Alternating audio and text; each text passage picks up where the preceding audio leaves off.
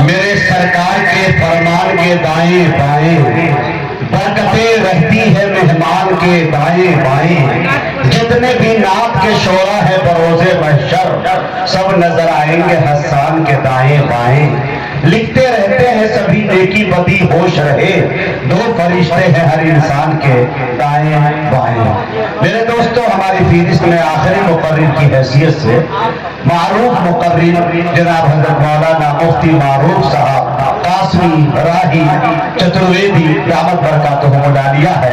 میں بڑے ادب کے ساتھ حضرت سے گزارش کر رہا ہوں حضرت تشریف لائے اور اپنے خطاب نایاب سے ہم سامعین کو نوازے۔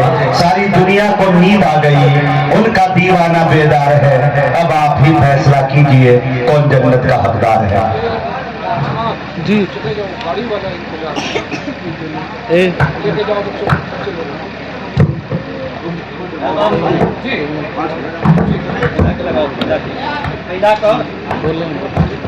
ماؤں کے پاس ہے، ماؤں کے پاس پیچھے بھی ہے، ماؤں کے پاس۔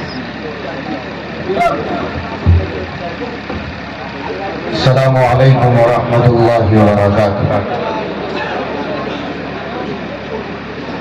الحمد للہ کفا وسلام علی عبادہ الذین اصطفى، اما بعد۔ قال اللہ تبارک وتعالی فی القرآن المجید والفرقان الحمید، اعوذ باللہ من الشیطان الرجیم، بسم اللہ الرحمن الرحیم۔ اقرأ باسم ربک الذی خلق، خلق الانسان من علق۔ وقال اللہ تبارک وتعالی لقد كان لكم في رسول الله أسوة حسنة۔ وقال النبي صلى الله عليه وسلم إنما بعثت لأتمم مكارم الأخلاق۔ وقال عليه الصلاة والسلام طلب العلم فريضة على كل مسلمة، على كل مسلم أو على كل مسلمة۔ صدق الله العظيم۔ بزرگوں، دینی ایمانی بھائیوں، عزتدار ماؤں بہنوں، صدر جلسہ حضرت مولانا ظفر صاحب قاسمی، اراکین کمیٹی حضرت قاری ارقم صاحب، ان کی پوری ٹیم، ناظم جلسہ میرے بھائی جناب حافظ و قاری و مولوی مجاہد حسنین حبیبی صاحب، شہرت یافتہ شاعر جناب اسد اعظمی صاحب، جناب قاری سردار سلطان پوری صاحب، دیگر علماء کرام، ائمہ اعظام، اللہ کا بہت بڑا احسان کہ اللہ نے ہم سب کو مسلمان بنایا، اور بے شمار اللہ کا کرم یہ بھی کہ اللہ نے مسلمانوں میں سے جس نبی کی امت میں پیدا کیا، جو نبی سارے نبیوں کے سردار ہیں، اللہ نے اس نبی کی امت میں پیدا کیا جس نبی کی امت کی تمنا نبیوں کو ہوا کرتی تھی۔ یہ اللہ کا خاص کرم ہے ہم پر۔ میں مبارکباد پیش کرتا ہوں قاری ارقم صاحب اور ان کی پوری ٹیم اور منتظمہ کمیٹی کو آج کا یہ تاریخی جلسہ اصلاح معاشرہ و دستار بندی۔ لڑکوں کی دستار بندی تو ہم نے بہت دیکھی، لیکن بچیوں کی دستار بندی وہ بھی مکتب کی شکل میں، یہ ایک کرامت معلوم ہوتی ہے۔ اب اس کرامت کا ظہور چاہے قاری ارقم صاحب کی طرف سے ہو یا ان بچیوں کے گارجینز یعنی ان کے والدین کریمین کی طرف سے ہو، بہرحال سب کی توجہات اس میں مرکوز ہے، اس لیے قاری صاحب بھی مبارکباد کے مستحق، ان بچیوں کے والدین بھی مبارکباد کے مستحق، اور قاری صاحب کے شانہ بشانہ کھڑے اس گاؤں کے ایک ایک فرد بشر بھی مبارکباد کے مستحق۔ اللہ سے کرے دور تو تعلیم بھی فتنہ، املاک بھی، جاگیر بھی، اولاد بھی فتنہ، नाहक के लिए उठे जो शमशीर भी फितना, शमशीर ही क्या नारे तकबीर भी फितना। हम और आप जिस दौर में जी रहे हैं ये दौर फितनों का दौर है, और इस फितने के दौर में अपने ईमान को बहाल रखना, ईमान की मौत मरना, मैं समझता हूँ ये सबसे बड़ी इंसान के अंदर इंसानियत और इंसान की फजीलतों में सबसे बड़ी फजीलत कहलाएगी। आज इस जलसे में एक बड़े मुकर्रिर का नाम था, उनकी गैर मौजूदगी में उनके नुमाइंदा हजरत मौलाना अब्दुल करीम कासमी चतुर्वेदी साहब तशरीफ लाए, जिनका नाम था, उनका नाम आप जानते ही होंगे, मौलाना अब्दुल्ला कासमी चतुर्वेदी। विधानसभा बिहार में चुनाव की तैयारियां चल रही हैं, आचार संहिता लागू भी है, टिकट की तकसीम हर पार्टी की तरफ से चल रही है। वो उम्मीदवार के साथ साथ दावेदार थे एक पार्टी, जिस पार्टी का नाम मजलिस इत्तेहादुल मुस्लिमीन है। उन्होंने अपनी दावेदारी पेश की, 8 साल मेहनत थी, हम सब ने उनके शाना बशाना खड़े होकर, और खासकर ये हमारे जो नाज़िम जलसा है ना हजरत मुजाहिद हसनैन अबीदी साहब, ये भी शाना बशाना खड़े थे। मैं उनके इलाके का हूँ, ये उनके इलाके के तो नहीं, लेकिन फिक्र के एतबार से और सोच के एतबार से ये भी खड़े थे, और हिंदुस्तान के कोने कोने से दर्द दिल रखने वाले हर पर्दे बशर और हर माँ और हर एक एक बच्चा उनके लिए दुआएं कर रहा था। लेकिन बहरहाल पार्टी के क्या तरीके कार है, पार्टी ने उन्हें टिकट नहीं दिया। मौलाना बहुत डिप्रेशन के शिकार थे, कल शायद वो आजाद नॉमिनेशन करेंगे, इसलिए वो यहाँ नहीं आ सके। अच्छा, मैंने महसूस ये करा उनसे ज्यादा डिप्रेशन के शिकार मौलाना जफर कासमी साहब हो गए थे।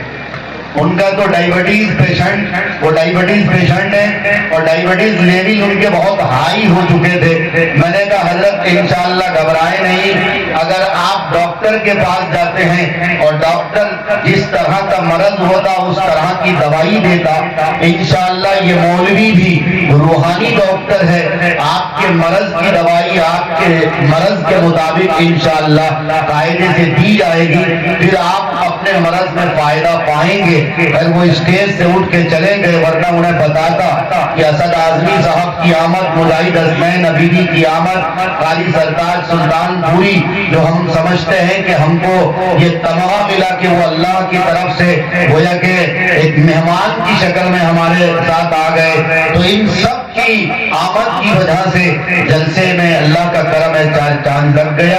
और कारी साहब की जो मेहनत है, इनके मेहनत का तो कहना ही क्या। अलकिस्सा मुख्तसर ये कि हम जिस मुल्क में रहते हैं, ये मुल्क एक सेकुलर मुल्क है। हमारे मुल्क की तारीख की मिसाल पूरी दुनिया में दी जाती है।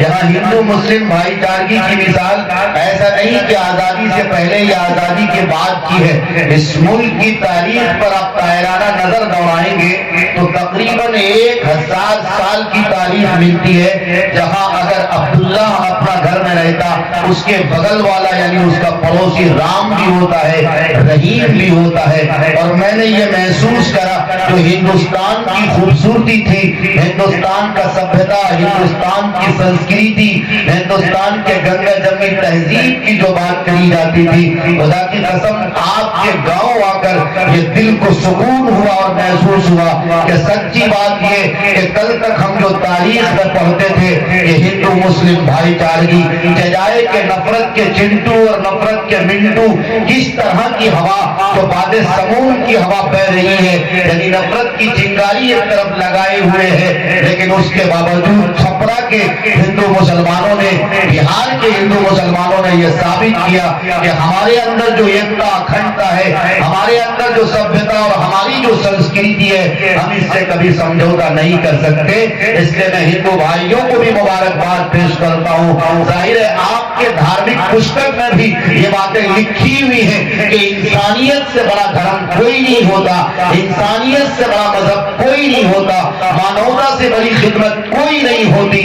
मानवता के नाम पर, इंसानियत के नाम पर आज का ये जलसा, और जिस जलसे में हमारी शिरकत हुई और जलसे में ताउन करने में जहां मुस्लिम भाइयों का सहयोग और उनका ताउन, वहां गैर मुस्लिमों का भी सहयोग और ताउन, ये दर्शाता है कि हिंदुस्तान का सभ्यता और हिंदुस्तान की संस्कृति अभी जिंदा है। इसीलिए किसी ने कहा था कि न तेरा है न मेरा है, ये हिंदुस्तान सबका है।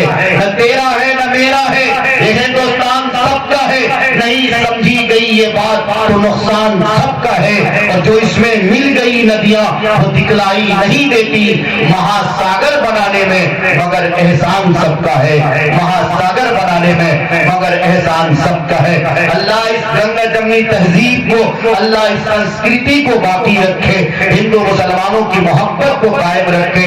बुजुर्गों, मैं आपसे मुखातिब हूँ इसलिए कि आप मुसलमान हो, आपकी जिम्मेदारी बहुत बड़ी है। मैंने आपके सामने कुरान करीम की आयत पढ़ी है, अगर इस आयत के मिस्दाक मुसलमान खड़े हो जाए तो मैं समझता हूँ पूरी दुनिया में मुसलमानों को इज्जत की निगाहों से देखा जाएगा, पूरी दुनिया में मुसलमानों की सुरखरुई होगी, मुसलमानों को हर कोई इज्जत की निगाह से देखेगा, उसको सर पे बैठाने की कोशिश करेगा। अल्लाह ने कुरान में साफ फरमा दिया है, खासकर मैं नौजवानों से मुखातिब हूँ, अपनी माओ बहनों से मुखातिब हूँ। अल्लाह के रसूल सल्लल्लाहु अलैहि वसल्लम की हयात तैयबा हमारे लिए गुलदस्ते के मानिंद है, हमारे लिए आइडियल है। हम अपनी जिंदगी का आइडियल किसे मानते हैं? आज के इस दौर में, खासकर इस टेक्नोलॉजी के दौर में, सोशल मीडिया के दौर में, जाहिर सी बात जहां फेसबुक की अंगड़ाइयां, वहीं पर इंस्टाग्राम की अंगड़ाइयां, रील्स की गंदी वीडियोस ने और गंदी फोटोज ने हमारे ज़हनो दिमाग पर एक ऐसा हथियार चलाया, एक ऐसी छुरी चलाई है कि हमारी आंखों की खूबसूरती तो छोड़ो, हमारी आंखों की रोशनी तक मस्क हो गई है। हमारी पेशानी पर कल तक जो सिलवटें उभरती थी मोहम्मद रसूलुल्लाह की गुलामी की, अब हमारी पेशानी पर ऐसा लगता है कि मनुष्यत की लकीरें तारी हो गई है। हमारे सरों के बाल किस तर्ज अमल पर हो रहे हैं, हमारे नौजवान नस्लें किस तर्ज अमल पर जिंदगी गुजार रही है। इसलिए मैं आपसे कहना चाहता हूँ, जब कुरान ने स्पष्ट कह दिया है तुम्हारी जिंदगी का आइडियल तुम्हारे नबी है, तुम्हारी जिंदगी का नमूना तुम्हारे नबी है, तुम्हें अपनी जिंदगी के हर मोड़ पर अपने नबी के तर्ज अमल को देखना चाहिए। आज अगर मुसलमान अपने आप को ये कहता है कि मैं मोहम्मद रसूलुल्लाह का सच्चा गुलाम हूँ, अगर मुसलमान अपने आप को आशिक रसूल कहता है और सचमुच अगर वो जिस्म के एतबार से, फिक्र के एतबार से, सर के बाल से लेकर पैर के नाखून तक अपने आप को मोहम्मद रसूलुल्लाह का सच्चा पक्का गुलाम बना ले, तो खुदा की कसम दावे के साथ कहता हूँ, गुलाम रसूल हो और उसको ठुकराया जाए, गुलाम रसूल हो और उसकी तौहीन की जाए, गुलाम रसूल हो और उसकी इज्जत को पामाल किया जाए, गुलाम रसूल हो उसकी टोपी, उसके दाढ़ी को निशाना बनाया जाए, ये हो नहीं सकता है।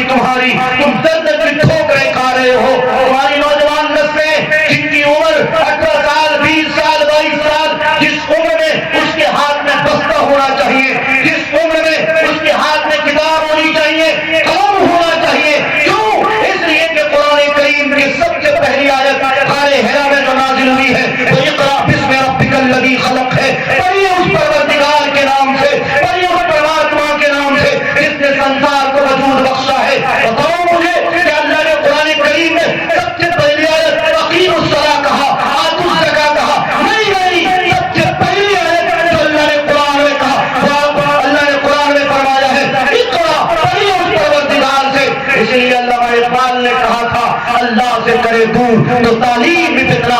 حیرت ہے کہ تعلیم و ترقی میں ہے پیچھے.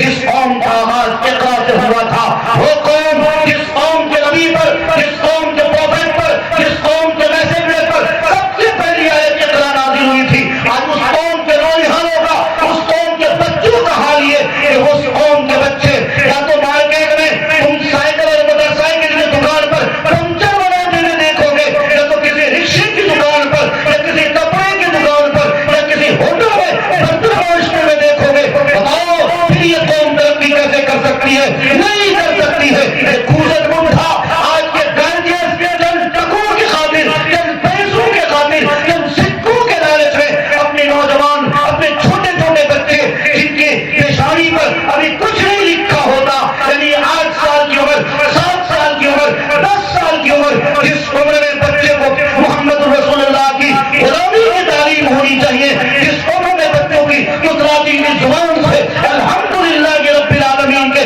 تراویح پہنچنے چاہیے, اس عمر میں میرے بچے موٹر سائیکل کا پنچر بناتا ہے, سائیکل کی دکان کا پنچر بناتا, ہوٹلوں کے برتن مانجتا ہے. بولو یہ قوم پچھڑی نہیں ہوگی, یہ قوم پسماندہ نہیں کہلائے گی, تو پھر کون قوم پسماندہ کہلائے گی؟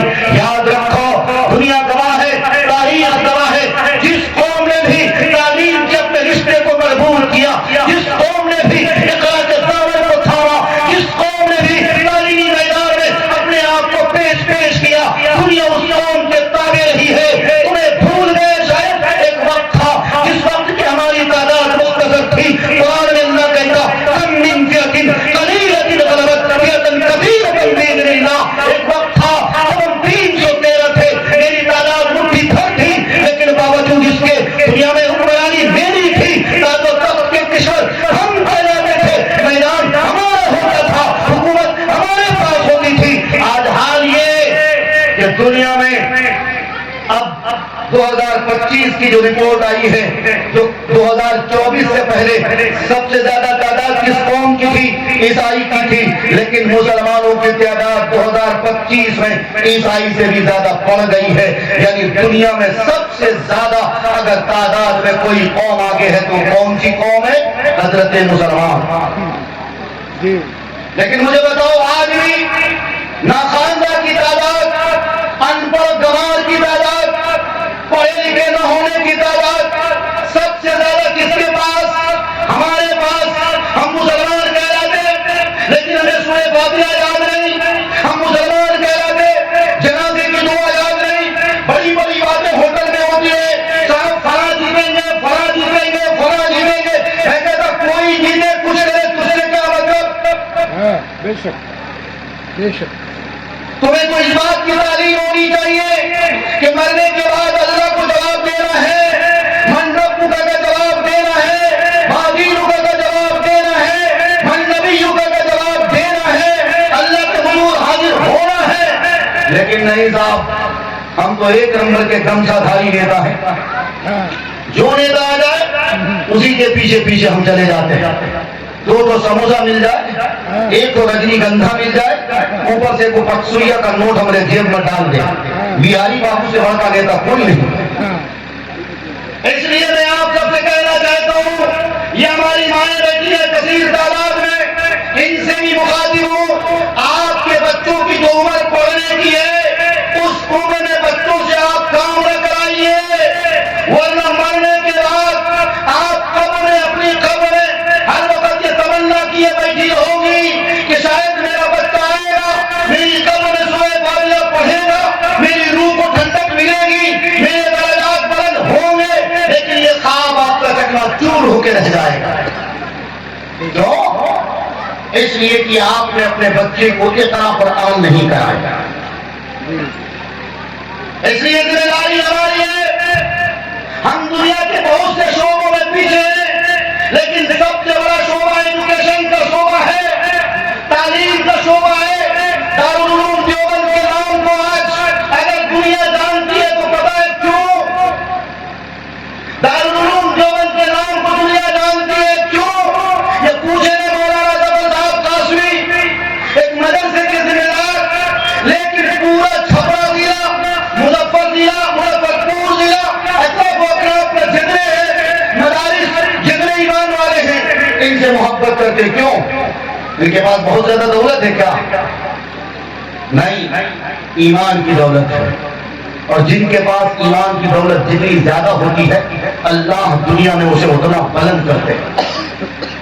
دارالعلوم دیوبند کی عظمت چاہے کہ ہمارے خود مسلمانوں میں بہت سے مسلمان ایسے ہیں جو دارالعلوم دیوبند کو دہشت گردی کا اڈا بتاتے ہیں، لیکن ان بدبختوں کو، ان کمینوں کو، ان وقت کے ناانجاروں کو اس بات کی خبر ہی نہیں کہ دارالعلوم دیوبند کا فیض پوری دنیا میں بے واسطہ نہیں تو بلا واسطہ ضرور بھی ضرور پہنچا.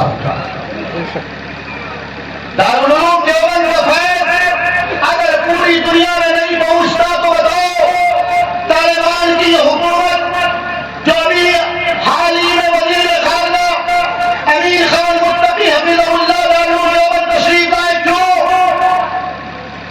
ہندوستان کے دورے میں آئے تھے، جامع مسجد جا سکتے تھے، قطب مینار کی بلندیاں دیکھ سکتے تھے، بڑے بڑے مساجد جا سکتے تھے، بڑے بڑے مدارس اور بھی وہاں جا سکتے تھے، لیکن نہیں. انہوں نے کس کی فرمائش کی؟ دارالعلوم دیوبند کا. کیوں؟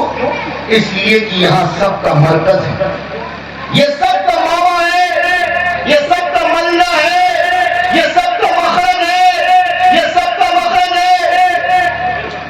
آج پوری دنیا میں اگر کسی ادارے کا سب سے زیادہ ڈنکا بجتا ہے تو وہ دارالعلوم دیوبند کا ڈنکا بجتا ہے. آپ کہو گے ان مولویوں کو کیا آتا قرآن کے علاوہ؟ ان مولویوں کو کیا آتا حدیث کے علاوہ؟ بھول گئے آپ. اس ہندوستان کی تاریخ گواہ ہے صاحب. اعظم خان ایک بہت بڑے قداور نیتا ہے، انہوں نے تو پارلیمنٹ تک یہ بات کہی کہ اگر ریشمی رومال کی تحریک نہ چھڑتی تو شاید ہندوستان میں آزادی کی گولڈن جبلی بھی نہ منائی جاتی. آزادی کا یہ خواب پورا نہ ہو پاتا. اگر آزادی کا خواب پورا ہوا ہے، اگر آج ہماری نوٹ پہ گاندھی جی کی فوٹو لگا رہی ہے تو اس میں سب سے بڑی بھومکا، سب سے بڑا کردار، سب سے بڑا رول اگر کسی کا پڑا ہوا تو وہ علماء دیوبند کا پڑے ہوا ہے. علماء دیوبند نے اپنی جانوں کا نذرانہ پیش کیا ہے.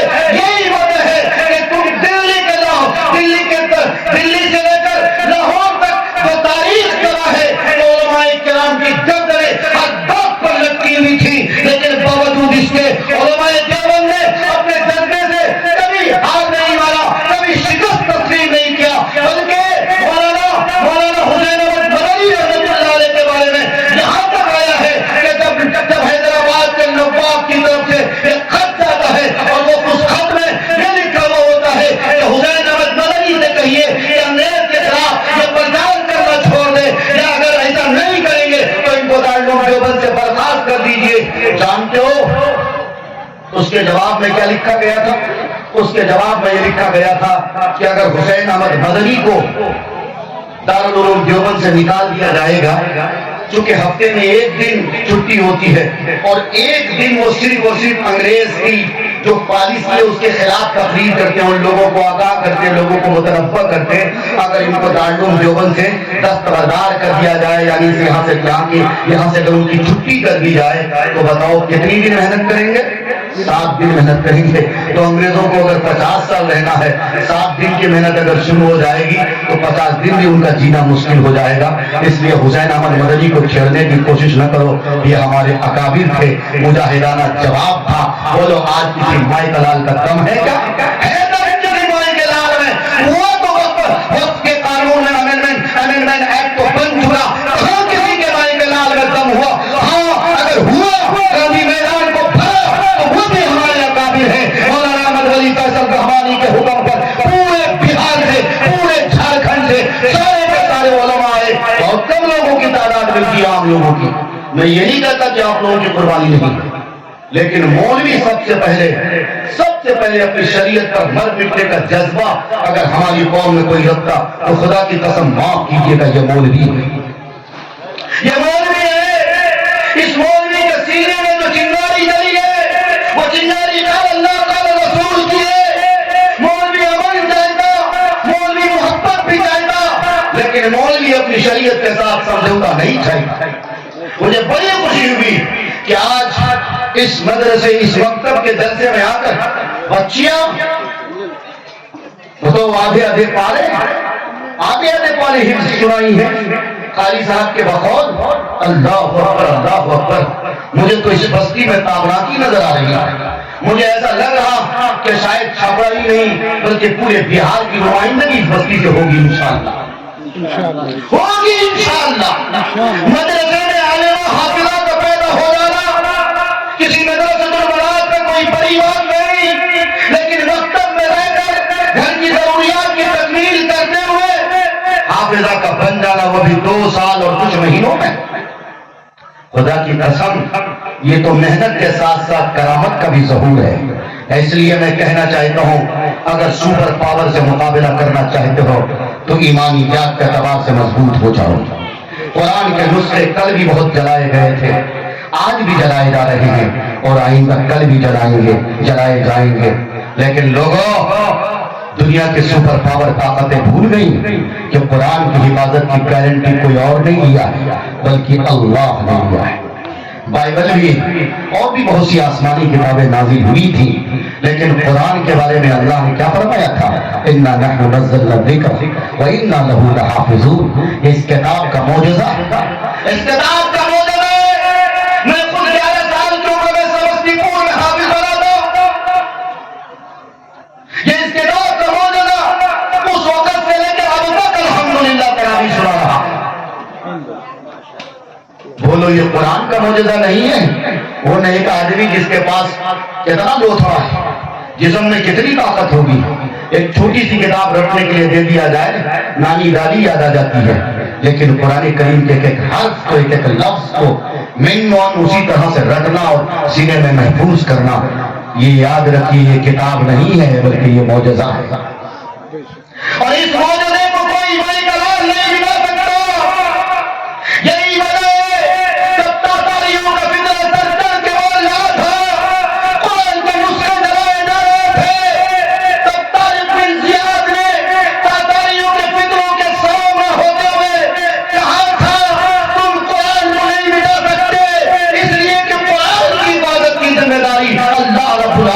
نے لے رکھی ہے. اسی کو علامہ اقبال نے کہا ہے قول محمد قول خدا، فرمان نہ بدلا جائے گا بدلے گا زمانہ لاکھ مگر. بولو قرآن نہ بدلا جائے. تو آپ بھی چاہتے ہو کہ اس قرآن کی حفاظت ہو؟ اپنی بچیوں کو حافظہ بناؤ، اپنے بچوں کو حافظ قرآن بناؤ. یہ دور ارتداد کا دور ہے. ارتداد کی آندھی بڑی تیزی کے ساتھ پھیل رہی ہے. مطلب سمجھتے ہماری بیٹیاں ہماری بہنیں غیر مسلم بچوں کے چکر میں آ کر ایمان کا سودا کر رہی ہیں. کوئی دن ایسا نہیں گزرتا جس دن میں کہ 2 سے 3 خبریں ایسی نہ آتی ہوں. سوشل میڈیا پہ اس طرح کے واقعات بھرے پڑے ہیں. اس میں سمجھتا ہوں سب سے بڑی غلطی اگر کسی کی ہے تو گارجینز کی ہے. اس لیے ماں باپ کو ہوش واختہ ہونا چاہیے، ہوش کے ناخن لینا چاہیے. آپ اپنے بچوں کو اگر شروع سے اس بات کی تربیت کریں گے. بولو کل میری مائیں کیسی ہوا کرتی تھی، بچوں کو رات میں سلاتی تھی، سنا کے سلایا کرتی تھی. کس طرح کے حسبی ربی جل اللہ پڑھ کے سلایا کرتی تھی، کلمہ طیب کا ورد کیا کرتی تھی، تب بچوں کو سلاتی تھی. آج کا زمانہ کتنا خراب چلا ہے. ٹی وی آن ہے، بچے کامیڈی دیکھ کر کارٹون دیکھ کر بچوں کا دماغ بھی کارٹون ہوا جا رہا ہے. یہ بچہ جب تھوڑا سا بڑا ہوگا کمر کو لٹکانے اور اٹکانے اور مٹکانے کی بات کرتا ہے. اس لیے میں آپ سب سے کہنا چاہتا ہوں، ذمہ داری کے ساتھ یہ کہنا چاہتا ہوں، وہ بچہ جس عمر میں آپ اپنے بچوں کو اسکول بھیجتے ہو، کانوینٹ بھیجتے ہو، کوچنگ سینٹر بھیجتے ہو، آپ کا بچہ نرسری میں اور کیجی میں پڑھتا ہے، پڑھاؤ منع نہیں ہے. لیکن اگر آپ کے بچے کے ہاتھ میں ایک ہاتھ میں اسکول کا بستہ ہے تو دوسرے ہاتھ میں قرآن پکڑاؤ، انشاءاللہ یہ بچہ اگر انجینئر بھی بنے گا تو وقت کا اچھا انجینئر بنے گا. اگر آپ کا بچہ LLB بھی کرے گا اس کی یادداشت اچھی ہوگی، حفاظت اچھی ہوگی. اس لیے آپ سب مجھے بتاؤ کیا اس بات کی ذمہ داری لیتے ہو کہ اپنے بچے کے ایک ہاتھ میں اگر اسکول کا بستہ دیں گے تو دوسرے ہاتھ میں قرآن پڑھائیں گے انشاءاللہ. لو یہ گارنٹی، اگر یہ گارنٹی لو گے تو میرا بچہ بھی انشاءاللہ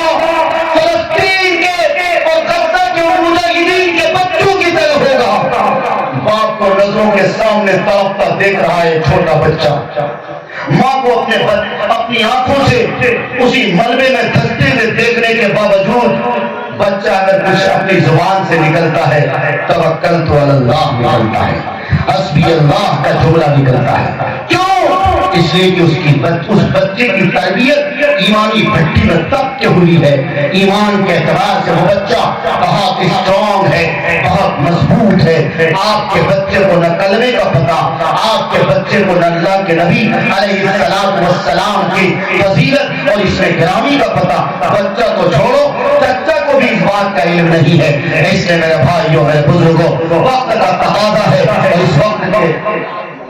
اس وقت کے تقاضے کو ملحوظ رکھتے ہوئے آپ سب کی یہ ذمہ داری بنتی ہے کہ اپنے بچوں کو پہلی فرصت میں قرآن کی تعلیم دو. اگر اسکول بھیجتے ہو، اسکول بھیجنے کے ساتھ ساتھ اپنے بچوں کو قرآن کی تعلیم دو. پھر انشاءاللہ آپ دیکھو گے کہ جس طرح سے فلسطین سے یہ آواز اٹھی ہے حسبی اللہ و نعم الوکیل، انشاءاللہ آپ کے بچوں کی زبان پر بھی یہی نعرہ گونجے گا.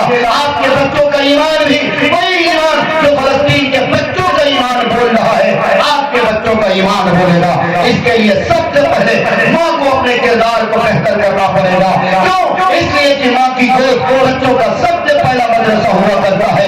مائیں اگر اچھی ہوگی اپنے بچوں کو کارٹون سنانے کے بجائے اگر نعت النبی سنائیں گی، اگر الف با تا کی سدائیں رکھ کروائیں گی، الحمد شریف سنائیں گی، تو انشاءاللہ اس کی گود کا بچہ بھی فلسطینی بچوں کی طرح سے ہوگا. ان کی گود کا بچہ بھی ابو بکر عمر کے قدم پر چلنے والا ہوگا. پھر آپ دیکھو گے ہماری تعداد چاہے گھٹ کیوں نہ جائے، ہماری تعداد چاہے کم کیوں نہ ہو جائے، ہم اسی تاریخ کو دہرائیں گے. ہماری تعداد کم تھی لیکن ایمان کے اعتبار سے مضبوط تھے، میدان ہمارا تھا، کرسی ہمارے پاس تھی، تعلیم ہماری تھی، سب کچھ ہمارے تھے، لیکن ہم ایمان کے اعتبار سے کمزور ہو گئے. بےایمانی ہم کرتے ہیں، ڈکیتی ہم کرتے ہیں، لچا لفنگا ہمارا نوجوان کرتا ہے. ہماری بیٹیاں اپنے پردے کا عزت کی دھجیاں ہماری بیٹیاں اڑاتی ہیں. میں آپ سب سے گزارش کرنا چاہتا ہوں، اللہ کے واسطے اپنے آپ کو سچا پکا مسلمان بنائیے. اور خاص کر ماؤں بہنوں سے کہنا چاہتا ہوں، آپ برقع پہنتی ہو بہت اچھی بات ہے، لیکن برقع کس طرح نہ پہنے. جیسے ابھی چند بچیاں آئی تھیں کہ برقعے کے اندر ایک فیتا ہوتا ہے، یہ فیتا دراصل سمجھو کہ بیٹی کے نشے و فراز کو اجاگر کرنے والا ہوتا ہے. اس فیتے کو یا تو کاٹ کے پھینکیں اور بھڑکاؤ برقع پہننے کی کوئی گنجائش نہیں ہے. ایسا برقع نہ پہنیے کہ برقعے کو برقعے کی ضرورت پڑے، بلکہ برقع ایسا پہنیے جو پورا جسم ڈھیلا ڈھالا ہو، نشے و فراز کا اندازہ نہ ہو. اگر ایسا برقع پہنو گی انشاءاللہ آپ کی بھی عزت ہوگی، آپ کے ماں باپ کا بھی نام روشن ہوگا، سماج بھی بدلے گا، سوسائٹی بھی بدلے گی، انقلاب آئے گا. اگر آپ نے ان باتوں پہ عمل کیا، امید ہے اللہ کی ذات سے انشاءاللہ حالات ہمارے فیور میں ہوں گے، ہمارے حالات بدلیں گے. اللہ سے دعا کرتا ہوں اللہ ہم سب کو کہنے سننے سے عمل کرنے کی توفیق عطا کرے.